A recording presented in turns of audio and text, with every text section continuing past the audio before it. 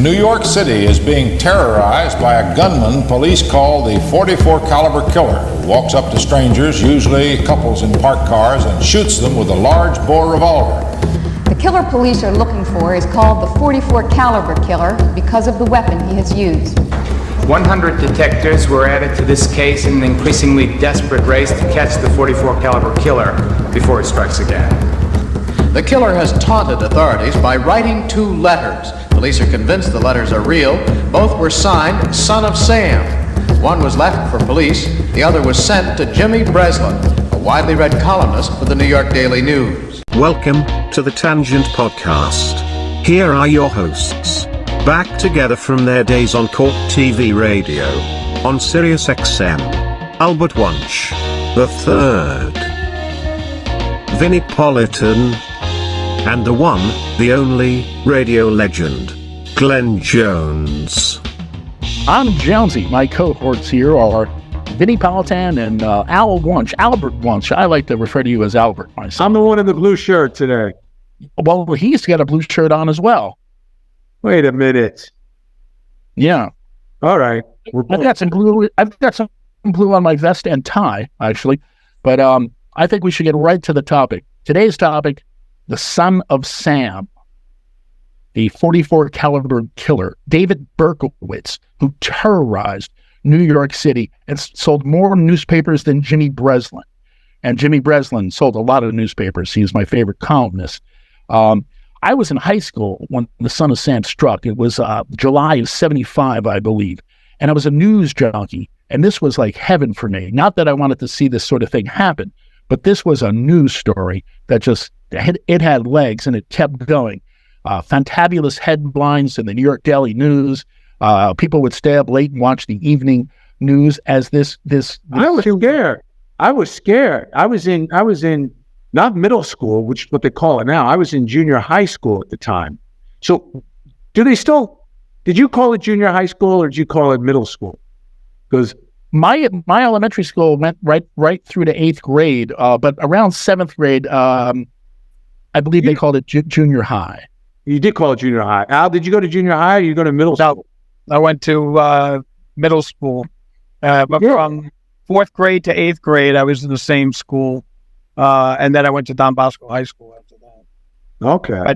But this whole thing with the Son of Sam, very much in my area, which was the Angle Cliffs area, they actually had people. The police were riding around, breaking you up.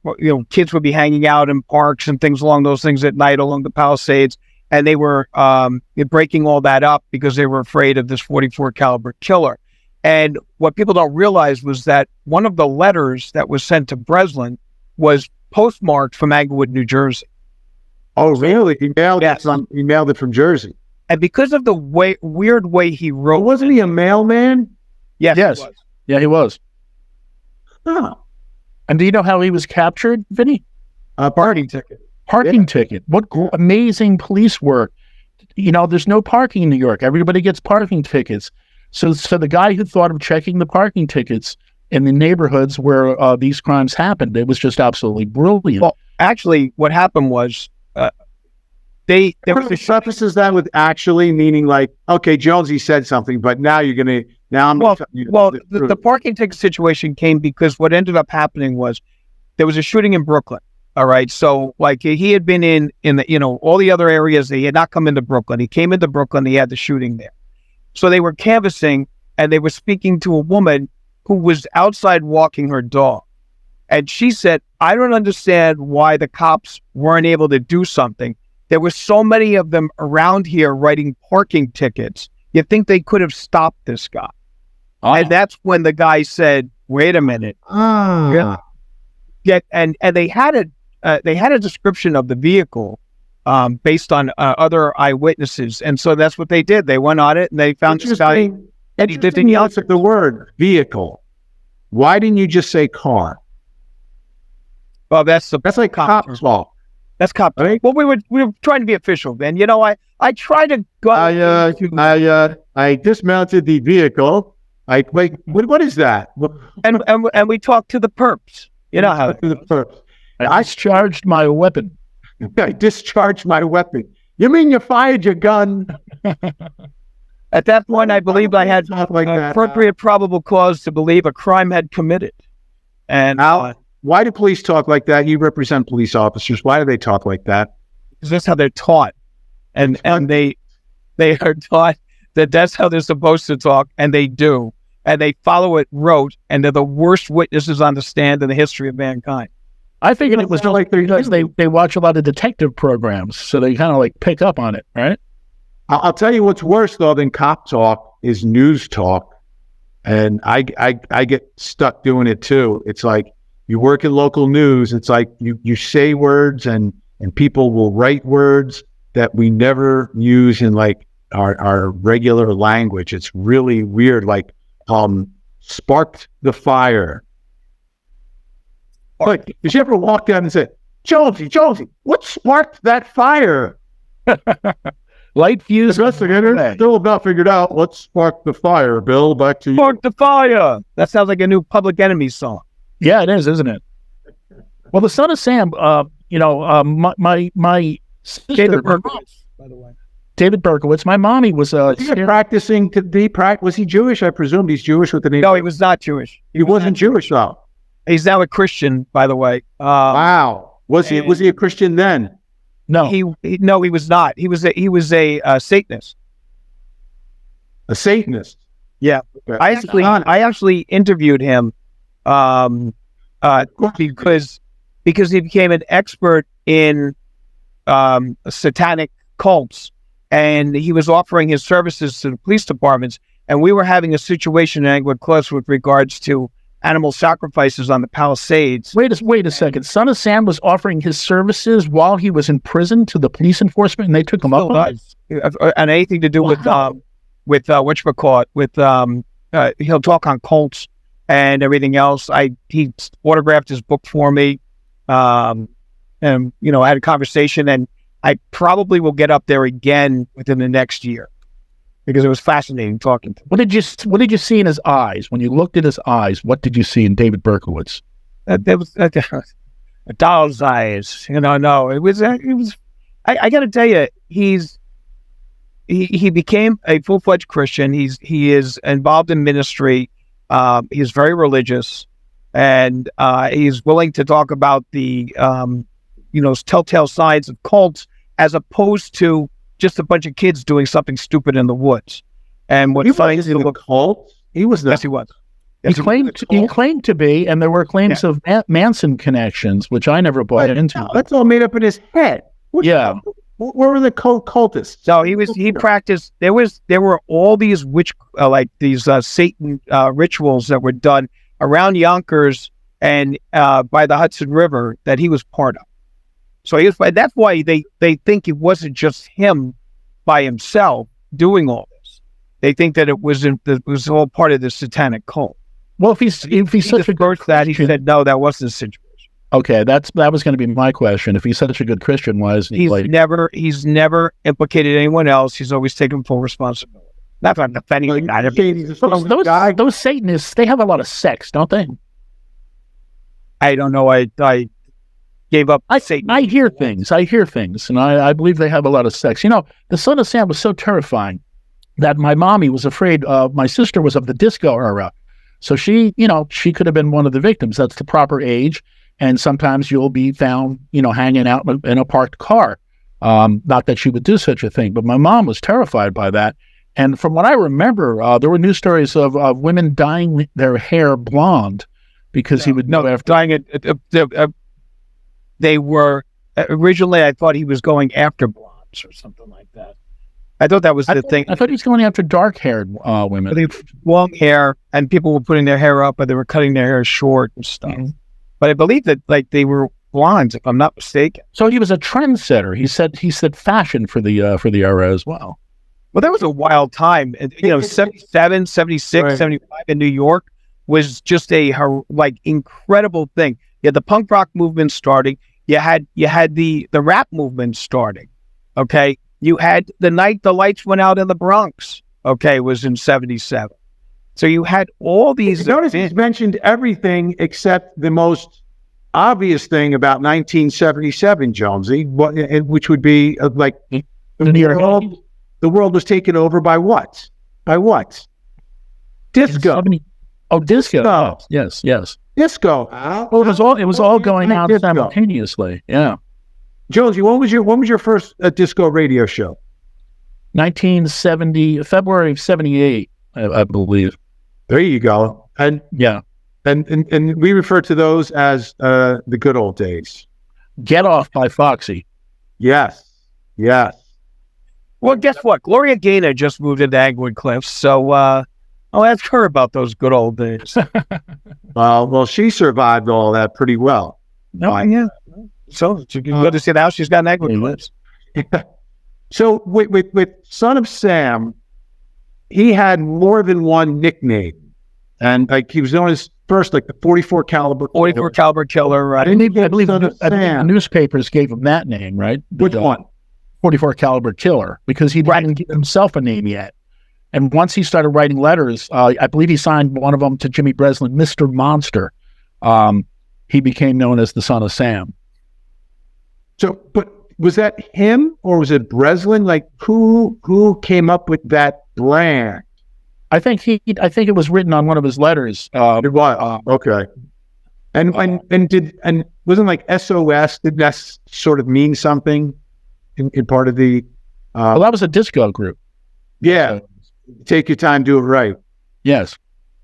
By the way, if we're going to go on the SOS situation, there is the famous situation of the fact that the band ABBA, had a hit SOS.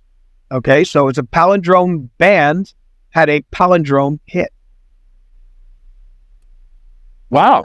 Now, for the folks at home, I figured out what that word meant. No, I did. Using my context together with clues. But using my context clues, I guess what is it? A palindrome? Palindrome. Palindrome. A palindrome. It's Italian. A palindrome. Palindrome, man. That's from your mother, right? So, what'd you say about my mother? The palindrome. I didn't know you were of Italian origin, Vinny. All right. Oh, yeah. The palindrome is the same frontwards and backwards, right? Yeah. Like Bob.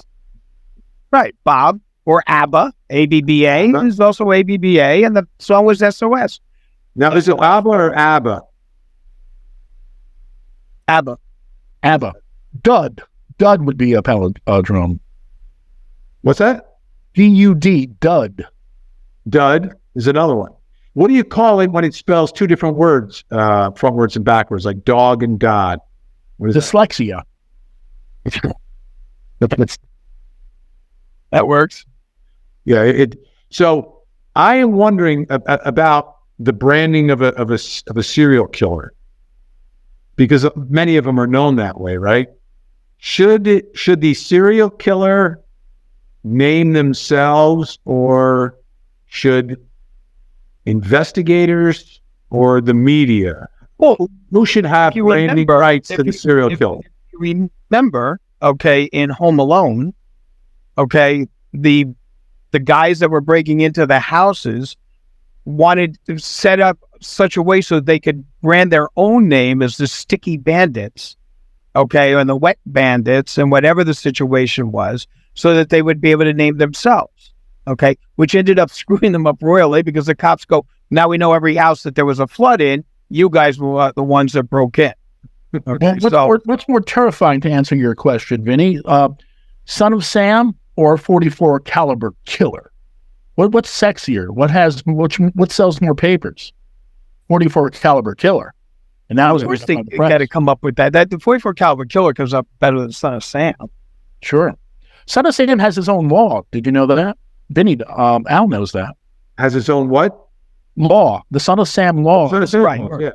Yeah, it means basically that you can't profit. If you're convicted of a crime, you can't profit by writing a book or whatever the case may be. That's being challenged, though. I think that's been challenged numerous times, but I looked it up today, and it actually has stood out. It has stood the test of time because in New York State. Right. Because it does butt up against the First Amendment, right? Well, OJ had that problem. I mean, he had like $1 billion story. Yeah, but OJ's is different because OJ had a judgment against him, right? So there was a civil judgment for the wrongful death. Oh, yes. Why every dollar, the only thing they couldn't touch was his pension and his home down. And that's why he moved down to Florida, because Florida has the homestead rules where you can't, you can't have your home taken away, and they couldn't touch his pension. So he lived. I'm glad you corrected me, because also OJ was not convicted, so the Son of Sam laws would not apply to him. That's correct. He was not convicted. Never. No. Convicted of something else, but not of the double murder, but found liable for it in a civil court. So there was a judgment by the family, and it's grown to, like, I think it's over $100 million at this point. But he hasn't paid a dime, and every extra bit of money that he would make, he would sneak around, whether it was autograph signings, whatever it was, personal appearances, and take cash payments. And the reason he got in trouble in Las Vegas with his memorabilia was taken from him because he didn't have, because of the civil lawsuit. He wanted to get his memorabilia back, but he couldn't go to police to get it back, because if the police went to go get it back from the guys, then he would not get it because there was a lien on it because of the civil judgment. So he had to go and steal back his own memorabilia, and that's what he ended up getting arrested for and doing. Well, I believe he was railroaded, and it was payback for the crimes that he got away with. I learned this from you guys. Like, there's a thing called toxic witness, which you don't have to listen to anything they say. Sports memorabilia guys, there are some serious toxic witnesses in my book. Well, yeah. But the OJ caper in that hotel, I mean, the whole thing was recorded. One of the guys was going to wear a body cam, but the camera, I don't know, didn't work. They couldn't get it to function. But it was all the audio was recorded. And he was also the guy who encouraged OJ to do this, wasn't he? Yeah. The guy who recorded it, so it was set up. Well, it was a fine line, but it wasn't set up by law enforcement, so it wasn't the state that was acting. It was him, and it was a strange case, but for that civil judgment, that criminal conviction never would have happened. It was the reason why he was doing what he was doing, the way he did it. But OJ used to call Court TV all the time, back in the olden days, and he would, if you talked about his trial and you said something that he didn't agree with, he would call in right away to correct you. That's cool. Yeah. Yeah, a lot of extra time on his hands. A lot of extra time. Big head. In Son of Sam's first letter, what he wrote, he says, "I am deeply hurt by you calling me a woman," he spelled woman wrong, hater. "I am not, but I am a monster. I am the Son of Sam. I am a little brat." He's almost a little Dr. Seuss there. That's right. I am. And then then he talks about that Father Sam gets drunk, he gets mean, he beats his family. So, I mean, he was talking about, all these weird things that were the provocateurs of his behavior. Was his father's name Sam? Do we know? No, the neighbor was a dog. The neighbor had a dog named Sam. Oh. Yeah, it was the dog who called him the dog. How silly of me, of course. It was his father, the dog, next door. Woo. That was an amazing case. "I don't belong to Earth. Return me to Yahoos. To the people of Queens, I love you, and I would want you all to be a happy Easter. May God bless you in this life and in the next. And for now, I say goodbye and goodbye. Police, let me haunt you with these words. I'll be back. I'll be back." And that's what he said. To be interpreted, bang, bang, bang, bang, bang, ugh. Yours in murder, Mr. Monster.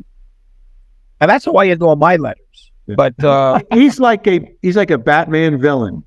Yes. In a lot of ways, you're right. He is, with that kind of attention-getting weird letter and the whole nine yards. And you're saying the guy that wrote that letter can have a normal conversation today? Yeah, if you see him, you can go on. I mean, there's been a number of documentaries that have been done about him since he's been in prison. So from what I've, maybe you can tell me about this, Al. From what I understand, his best friends in prison, because he was such a pariah, were Joel Steinberg, who was a very famous case portrayed in a Law and Order ripped from the headlines by Rhoda's husband, actually. And also, yes, yeah, That's right. it was a great episode. It was clearly based on Joel Steinberg. And the other one was Mark David Chapman, who killed John Lennon. They were apparently like his pals. Well, because they're all segregated. Right. So you're stuck. It's not like maybe, I can't say he didn't want to meet these people, but nonetheless, you're all in that same little wing. I mean, that's where you are. He's segregated from the rest of the.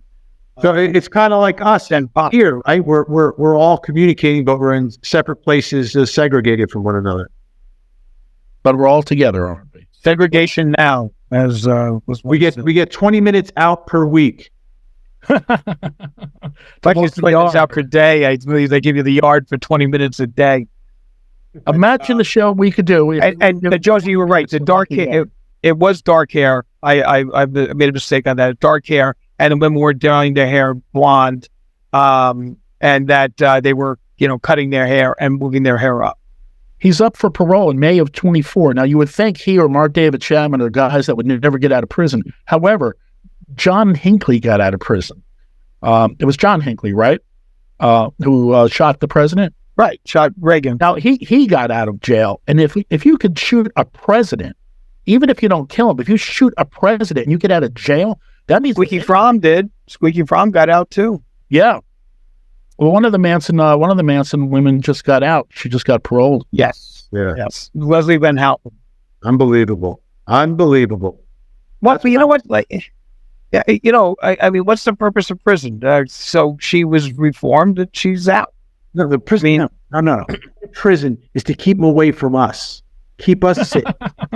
That's the point of prison. Keep the people who follow the rules safe, and keep the people who break the rules and break the social contract away. And you take someone's life, you lose your freedom.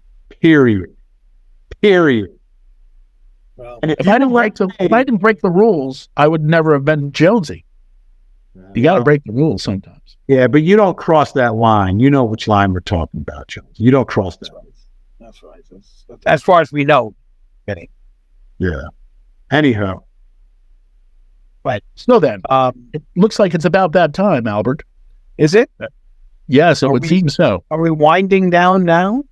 I would think so. When I saw Vinny look at his watch, I thought that was a pretty clever cue in that I did not start a time. Wow. Oh, he's good. And he's Vinny and he's Al. Say goodnight, Al. Good night. Farewell. Auf Wiedersehen. Thank you for watching the Tangent Podcast. Be sure to subscribe, follow and share the podcast with all your friends.